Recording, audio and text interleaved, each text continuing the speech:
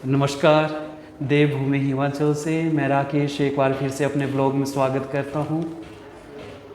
दोस्तों, आज मैं एक ऐसे अपने स्टूडेंट को आपसे मिलाने जा रहा हूँ जिसने अपनी सतत मेहनत से और काफ़ी ज़्यादा स्टेशन के बाद जो है अपने आप को मोटिवेट करके जेल वार्डन में जो है चयनित हुए हैं।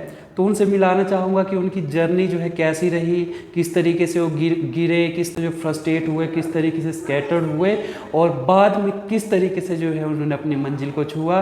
तो वेलकम है मिस्टर ओम प्रकाश आपका, और अपनी मंजिलों को छुआ। और आप में मुझे पहले से भी विश्वास भी था, और आप एक ऐसे पर्सन हैं जो बहुत ही प्रोमिसिंग और बहुत ही डेडिकेटेड हैं स्टडी से रिगार्डिंग देखने या फिर टीचर्स की रिस्पेक्ट की बात हो तो स्पेशली मैं बहुत नज़दीक से इनको जानता हूँ। इतने बेहतर स्टूडेंट हैं कि कभी भी मिले टीचर्स से तो बहुत ही प्यारा इनका अंदाज़ है बातचीत करने का और रिस्पेक्ट देने का, और दूसरा स्टडी के लिए भी उतने ही डेडिकेट हैं।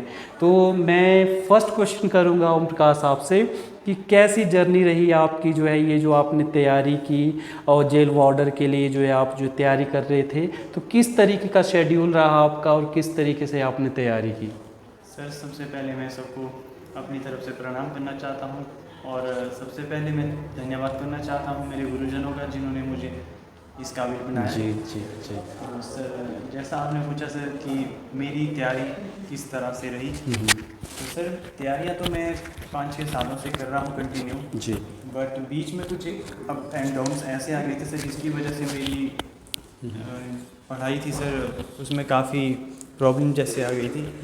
और सबसे बड़ी बात थी मोटिवेशन की सर, क्योंकि कंटिन्यू जब आपको तो पता है सर कि जैसे कि हम कंटिन्यू पढ़ाई करते हैं और कहीं सक्सेस ना मिले तो बंदा डिमोटिवेट हो जाता है। जी। तो उसके बाद जब मैं डिमोटिवेट होने लगता था तो मैं आपसे कई बार सर पर्सनली बात कर लेता था और बारे में सोचता था। तो सर सबसे बड़ा मोटिवेशन मेरे लिए पेरेंट्स का रहा है, उसके बाद मेरे टीचर्स का।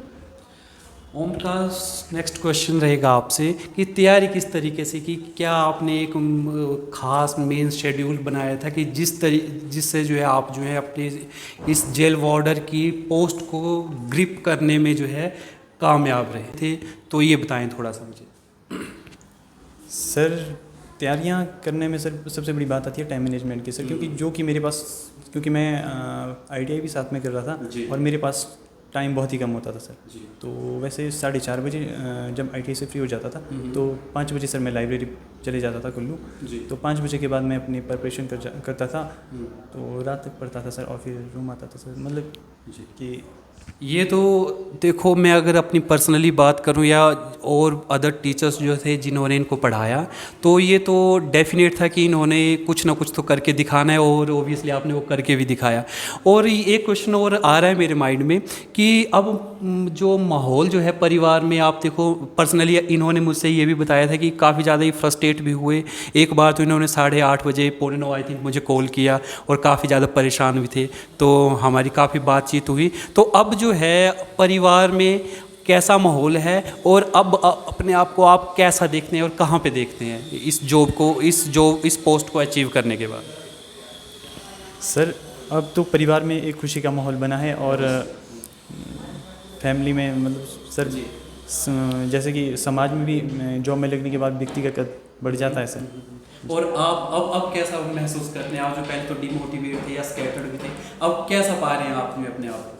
सर मतलब कि डिमोटिवेशन के पीछे ही सर एक मोटिवेशन छुपा होता है सर। अब तो मुझे काफ़ी अच्छा लग रहा है सर, क्योंकि उस दौर में भी मुझे आप जैसे टीचर्स मेरे सर जिनसे मैं पर्सनली अटैच था तो उन्होंने मुझे बहुत मोटिवेट किया सर। हाँ, ओम प्रकाश पर एक बात कहना चाहूँगा। देखो, टीचर भी कुछ नहीं कर सकता है ना, जब तक जो है अगर उन्हें जो है एक बेहतर स्टूडेंट, अच्छे स्टूडेंट ना मिले, पढ़ने वाले ना हो या फिर जो है वो डेडिकेटेड ना हो स्टडी के रिगार्डिंग जो है ना। और बात वही है भाई कि गुरु गुरु रह जाता है और चेला जो है वो गुड़ बन जाता है। तो ओबियसली वो करके दिखाया है आपने जो है। लास्ट क्वेश्चन रहेगा आपसे ओम प्रकाश कि जो हमारे यूथ जो है जो आजकल नशे की ओर जा रहा है या फिर जो है जो गवर्नमेंट एग्ज़ाम के लिए प्रेपरेशन कर रहे हैं, उनके लिए कुछ 2 शब्दों में जो संदेश आप दें मुझे तो। कहना चाहता हूँ नशा करो तो पढ़ाई का नशा करो सर, अदर चीज़ें कुछ नहीं है सर। मतलब इससे कि बुद्धि का नाश होता है, शरीर का नाश होता है, बट पढ़ाई करने से सर किसी चीज़ का नाश नहीं होता, आपकी बुद्धि का विकास होगा, तो मतलब आप कुछ ना कुछ अचीव करोगे। ये ज़रूरी नहीं है सर कि गवर्नमेंट जॉब ही मिले, बट ऐसा है कि सर पढ़ा हुआ कभी वेस्ट नहीं जाता है सर। जी जी ओम प्रकाश ने बहुत ही कम शब्दों में और बहुत ही बेहतर अंदाज में कहा कि अगर नशा करना है तो पढ़ाई का कीजिए, जो कभी, और शिक्षा ऐसी है जो कभी वेस्ट भी नहीं जाती है ना।